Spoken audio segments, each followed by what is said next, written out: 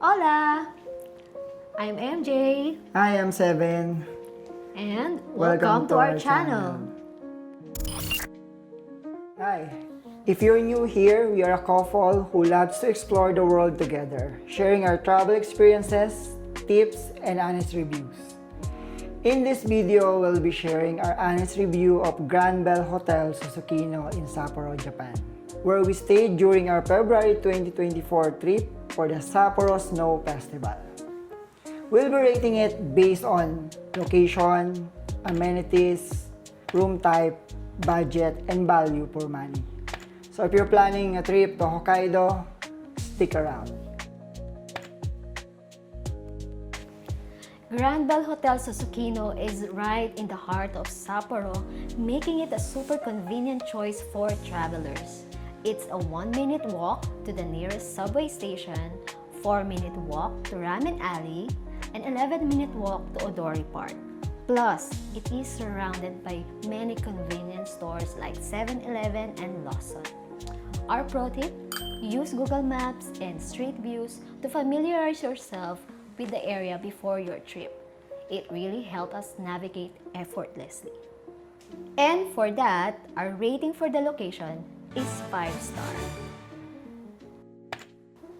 For the amenities and inclusions, Granbell Hotel Susukino offers great amenities including free Wi-Fi, both in-room and shared spaces, breakfast buffet.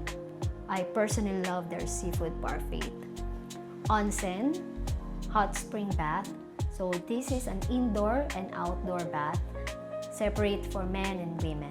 Coin-operated laundry, which we used a lot, and bar and gym, though we didn't get to use them. So, our rating for the amenities and inclusions is 4-star. We stayed in a twin room instead of a capsule, since privacy and security for our gadgets are important to us.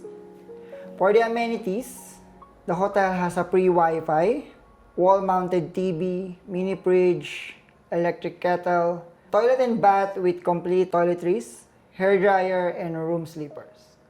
The downside, no closet. Instead, there was a small rack for jackets.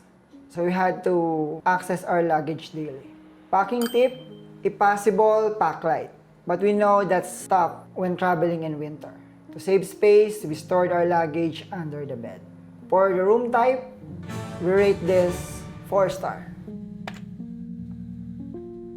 Our 5-night stay in Granbell Hotel Susukino cost us 100,430 Japanese yen, which is around 38,000 pesos.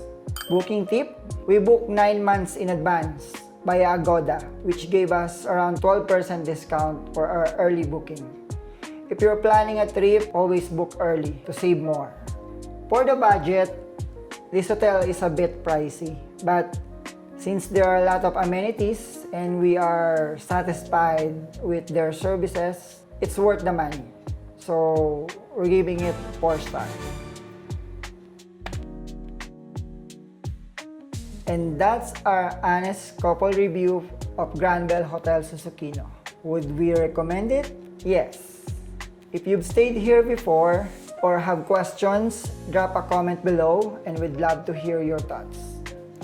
Don't forget to like, share, and subscribe for more videos like this.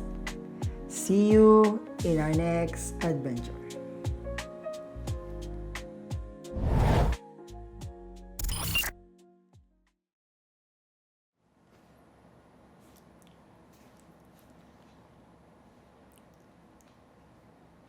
Ay, sorry. May script ka din. Okay.